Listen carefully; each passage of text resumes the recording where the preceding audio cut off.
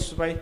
Porque no final do ano isso vai ser aprovado para ser executado no começo do ano que vem. Mas se você chega num valor desse, 52%, tem alguma coisa errada. Conversando com alguns funcionários públicos, eles falaram, não, a gente coloca o valor lá no alto para não faltar. Então, mas isso já mostra uma ineficiência na administração pública. É isso que a gente está podendo medir aqui. Você pode comparar aqui nesse... Eu quero ver quanto que está o Ministério da Educação. Isso aqui, mas só voltando aqui, 52%. Você vê quanto está sendo pago por ano, aqui está acumulado. Você vê quanto a tabela, quanto está sendo tirado. Você pode baixar aqui os dados já no formato semi-estruturado. Tem um CSV, já está estruturado, né? Mas seria melhor que ele tivesse mais detalhes. Isso também é uma coisa importante. Na medida que você estiver abrindo os dados, é importante que você tenha um relatório que explique esses dados. Eu lembro, no ano passado, a gente, junto com a Câmara Municipal, organizou uma Maratona Hacker, que a gente ficou no final de semana, desenvolvedores trabalhando junto com o grupo de TI da Câmara Municipal, para justamente, a gente quer abrir esses dados. E ficava esse diálogo bastante produtivo entre o pessoal de TI. A gente tem essas dificuldades. Daqui, por exemplo, a gente via que o banco de dados das leis da cidade de São Paulo ia mudando ao longo das últimas décadas por administração. Então, você tinha essa grande dificuldade também na mudança administrativa, quem é o líder técnico vai ocorrendo essas mudanças, que é uma grande dor de cabeça. Você caiu agora na administração, você pega os erros da administração passada. Então, a gente sabe dessas dificuldades. Mas eu acho importante, eu vi esse evento foi super produtivo, que a gente primeiro entendia, então não chegar, era totalmente feito a partir do diálogo, como abrir os dados no caso da Câmara Municipal de São Paulo.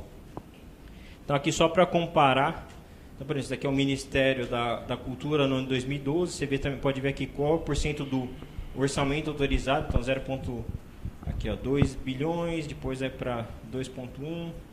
Você pode ver também, você viu que aumentou bastante em 2013. E aqui também tem uma coisa interessante, você vê que sempre tem um pulo no mês de dezembro. Eu tenho colegas que trabalharam no órgão público, eles falam a mesma coisa. Sempre a dificuldade, você quer fazer algo inovador no órgão público, você não consegue ter aprovado seu projeto, mas chega no final do ano, fica todo mundo esperado para tentar executar o dinheiro que tinha sido planejado. Então é outra coisa, que a partir desses dados a gente pode começar a medir a eficiência dos diversos órgãos nesses órgãos complexos que compõem a administração pública. Então, só mostrando mais um exemplo. Ministério da Educação. Então, por exemplo, orçamento de 85 bilhões, você vê aqui, 16%, isso daqui é o ano de 2012. Clica aqui 2013, que corresponde a 5% do orçamento autorizado. Até agora, 18/8, 48%. Mas sempre chega a 12%. O ano passado, 16% não foi executado. Mas aí entra justamente aquilo que eu falei. Você pega os dados, o raw data, o dado bruto, transforma essa informação, aqui está a informação, e a partir daí vai facilitar para ser elegível por humanos, que a gente vai poder estudar e, eventualmente, fazer mudanças com políticas públicas ou pressionar os responsáveis para ver se tem algo errado aqui. Então, essencialmente é isso. O argumento deixa eu ver se tem mais alguma coisa. Onde acontece, escola de dados, Open Spain, Figma Street. Bom, uma coisa que a gente pode até fazer, eu quero fazer, a Open Knowledge, a gente está comparando os dados, tem 10 datasets ao redor do mundo, comparando os mundos, os países, a gente só conhece o mundo, não é? O Brasil estava em 36º. Mas, por exemplo, isso aqui foi muito interessante. Quando a gente pegou assim, dados de gasto no Brasil, você vê que o Brasil estava...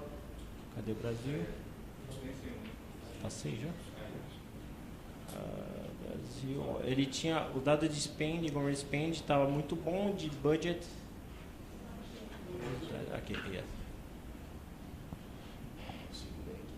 a gente tem a fonte, eu queria fazer isso localmente aqui no Brasil. Vou começar a fazer comparação entre as grandes cidades. São Paulo, queira ou não, apesar dos problemas, a gente está aqui nessa reunião, é super positivo. É legal ter conseguido essa mobilização. Espero que dê continuidade para trabalhar. Pessoas que já vêm trabalhando com isso. Eu falo, desde 2011 eu lembro. O Odilon Guedes era até um pouco...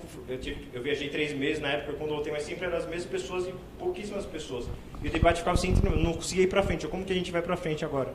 Agora, acho que com esse espaço que está sendo aberto aqui, dá para a gente melhorar o acesso a esses dados. Tem muita coisa ocorrendo ao redor do mundo, dá para a gente pegar exemplos. E aqui depois seria legal a gente construir uma tabela de comparação aqui dentro do Brasil, entre cidades. de forma a fomentar o progresso, que a gente vai ter uma competição saudável, eu acho que entre as administrações públicas, através da publicação a lei de acesso à informação super importante. Vai depender da gente como cidadãos ficar, requisitar esses dados. E sempre quando a gente vê as desculpas furadas que a gente está tendo agora, vai ter mais custo. É óbvio que vai ter mais custo. Você criou uma lei para dar acesso à informação, vai ter mais custo. Então faz parte do pagamento de imposto para você dar esse acesso. Por isso que foi criada a lei, né? Conforme foi previsto no 5º artigo da Constituição. Que a gente tem...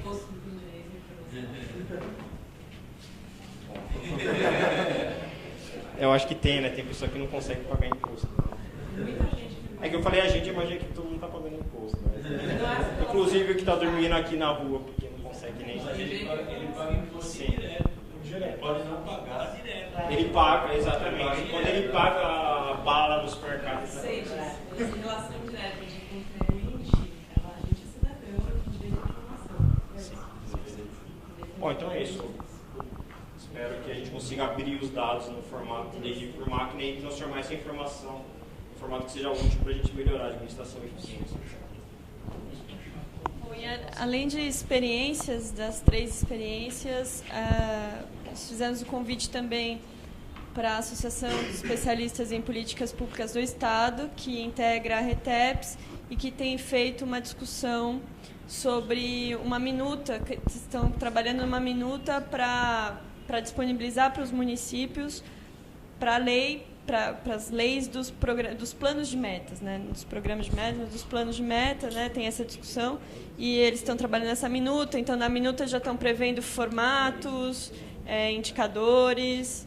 Então, o Leandro Salvador vai falar assim 5 minutos sobre isso.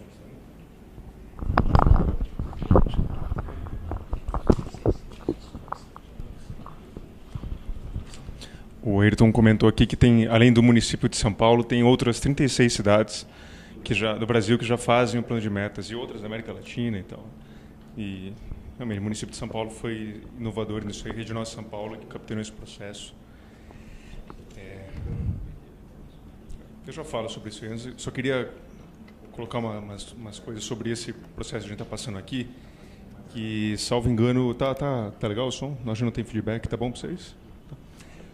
É ciclo participativo de planejamento e orçamento, né? E daí ocorreu assim para a gente que talvez pudesse ser uma coisa um pouco mais ampla, que é um ciclo participativo de planejamento, orçamento e gestão. Porque a experiência, e vocês devem ter um monte de experiência nisso aí, diz que as categorias do orçamento elas tendem a ser mais fortalecidas do que as categorias do planejamento e da gestão. E, no final das contas, o orçamento deveria ser uma consequência e não a causa de um processo mais amplo. E daí, por causa de motivos históricos e anos de ajuste fiscal e tal, o orçamento acabou mandando no resto das estruturas. A gente destruiu o parque de planejamento e gestão no Brasil. Enfim, isso não é novidade, não é... Mas talvez aqui a gente pudesse ter uma experiência inovadora de tentar romper um pouco essa comporta que tem o orçamento mandando nos outros processos que deveriam capitaneá-lo. Então fica uma ideia de talvez a gente dar o significado simbólico para esses outros processos e colocar gestão aí no ciclo. O IMPOG faz isso simbolicamente, ainda que lá também o orçamento talvez seja mais forte, mas enfim, fica aí como uma sugestão. E levando em conta que, por exemplo, o aspecto de gestão tem a questão do acompanhamento físico das metas, por exemplo, que estão sendo construídas, não é só acompanhamento orçamentário. E que o ciclo de gestão tem fases que o orçamento não tem, por exemplo, formulação, implementação, monitoramento e avaliação do processo físico de realização das metas propriamente ditas. Então, se a gente ficar só no planejamento, aqui no sentido de plano de metas, e orçamento enquanto realização do orçamento, talvez a gente mate a fase mais rica do processo, que é o que faz o orçamento existir. Vocês comentaram que o novo formato aí do plano de metas, que já tem as 123 metas, tem a questão do custo. Imagino que seja o custo global, mas talvez seja interessante se tem o custo global. Então, imagino que o planejamento orçamentário, aí no sentido de programação orçamentária, ele no tempo, que é o que faz a programação orçamentária acontecer. Então, deixo mais com uma pergunta, se está estimado globalmente, ainda sem grandes especificações, um palpite, e às vezes é assim que é mesmo, dá para orçar na ponta do lápis, ou se já tem um processamento aí no tempo. e falaram que tem um cronograma de entrega. Então, se tem um cronograma de entrega, é razoável que tenha um cronograma orçamentário rodando em paralelo. A Gisele comentou sobre o aspecto de georreferenciamento, imagino que já esteja nessa nova versão. E pergunto também se tem alguma coisa sobre o órgão responsável por cada meta, ou órgãos responsáveis, porque não é o município como um todo, né? Por ser uma democracia de coalizão, então as secretarias acabam tendo uma responsabilidade muito grande. Talvez seja legal fazer essa referência aí, quem é o espoliador que está com a batuta na mão para fazer aquilo ali. Uma questão aí sobre o orçamento é que tende a ser um acompanhamento do passado, da forma como a gente tem os dados disponíveis hoje. Então, a gente acompanha o passado, vê se o passado aconteceu mesmo, se o passado aconteceu dentro da lei e tal. E o plano de metas, ele rompe um pouco com essa barreira do som aí e projeta para o futuro. Então, se a gente só conseguir acompanhar o orçamento no passado e olhar para o plano de metas no futuro, talvez fique uma esquizofrenia aí no sentido de acompanhamento da própria máquina, de controle social também. Então, talvez pensar em como estruturar isso aí no tempo para não ficar essa coisa descolada, planejamento do futuro e orçamento do passado seja uma coisa rica. Acompanhar o orçamento que estava programado e tal, e não só as metas globais, ao fim e ao cabo. Sobre o arranjo desse instrumento, plano de metas, com PPA, LDO e LOA, é uma coisa que tem a ver mais com essa área de... Não é só computação, mas é uma coisa que faz essa amarra de forma forte, eu acho, que é tentar estabelecer identificadores únicos para as metas, para as ações, e pensar. Isso aí é uma coisa que exige reflexão e pensamento para produzir uma coisa estável e sólida. Mas identificadores únicos são uma coisa que tende a dar perenidade e segurança para o que está sendo produzido e não se perder a cada nova versão. Então, isso é tão útil quanto URLs, páginas da internet que têm identificadores únicos e estáveis, que o colega ali colocou, como para o próprio acompanhamento de uma meta, ela se desdobra em 5 ações do PPA, se desdobra em não sei quantas ações orçamentárias e categorias. Então, pensar em identificadores únicos é uma coisa que talvez ajude a fazer essa construção de uma forma mais organizada. Vocês sabem que a parte de orçamentação, por exemplo, tem lá a tripa orçamentária, que são os 12, 16, 20 números em série e tal.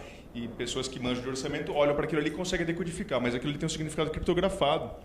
E não faz sentido para o cidadão, e mesmo para quem não manja de orçamento intensamente. Então, a gente tem identificadores únicos no orçamento, tem os identificadores únicos, você consegue fazer raspagem, consegue extrair desses identificadores numéricos o significado das ações orçamentárias, mas fica nisso. Então, no final das contas, as leis orçamentárias anuais têm lá os seus identificadores orçamentários, seus identificadores únicos, tem as qualidades do identificador único, mas não tem significado semântico e não permite um acompanhamento por seres humanos. Quer dizer, no fundo, é um acompanhamento por máquina e experts que conseguem descriptografar aquilo ali.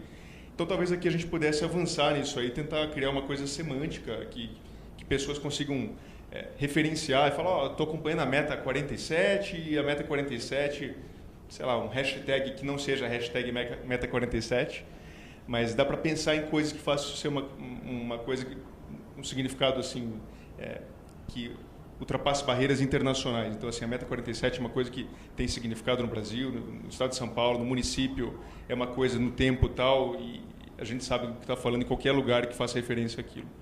Isso é uma coisa que tem milhares de coisas na área de computação, não há por que a gente não ter uma coisa super avançada que é esse processo aqui. Imagino que não hajam convenções internacionais para a criação de identificadores únicos. Então, para isso aqui, eu não sei se há. Imagino que não haja. Então, se for avançar nesse sentido, talvez seja interessante. Por exemplo, para criar nome de página na Wikipedia, há um jeito de fazer, há todo um protocolo de como fazer e tal, mas para criar identificador único no plano de metas, acho que não há. Então, talvez seja uma inovação muito importante de ser feita, pensar sobre isso e tentar fazer. Não é algo tão complexo, talvez complicadinho só, mas algo que dá para fazer. Se a gente conseguir pensar aqui, então dá para fazer.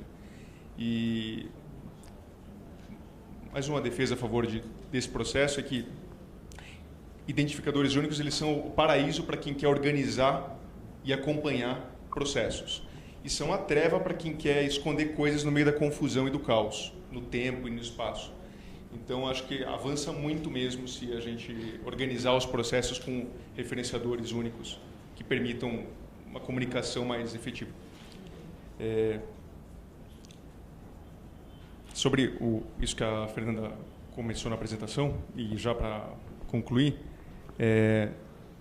o modelo de plano de metas que a Rede Nossa São Paulo capitaneou aí virou uma referência para o município e para outros municípios. Acho que estado nenhum tem. E tem a PEC 50 e a PEC 10, a PEC 52 de 2010. Está rodando. Ela é um modelo de plano de metas, a gente poderia chamar de modelo de plano de metas de primeira geração, que inova, rompe, assim, cria um paradigma que não existia e tal, mas dá um pouco de discricionariedade daí, aqui num sentido negativo, de que cada administração faça o seu próprio formato de plano de metas. Então isso pode mudar no tempo, e daí uma faz... E o Ayrton fez uma colocação, acho que muito bacana, que seria interessante que os planos de metas tivessem perenidade, inclusive enquanto formato. Mas isso não é garantido, porque não tá amarrado no sentido bom, as diretrizes não são tão claras. Então, há diretrizes bastante gerais e cada administração faz isso.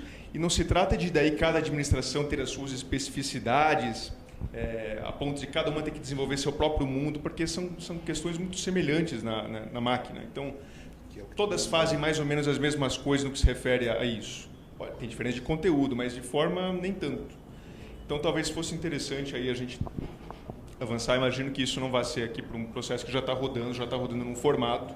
Está muito bacana, muito mais avançado do que o formato anterior. Tem que só avançar, faz muito bem.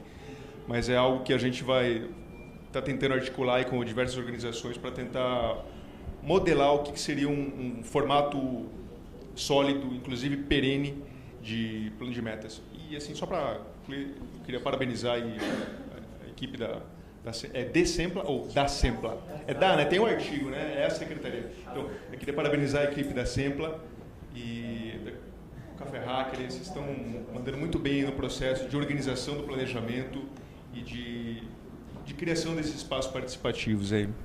Parabéns. Obrigado. Bom, acho que foi importante a gente fazer essa volta, esse panorama nas experiências, nas opiniões. Queria lembrar que esse aqui é um espaço mais focado, até porque o tempo é curto, então a gente vai discutir a plataforma, né?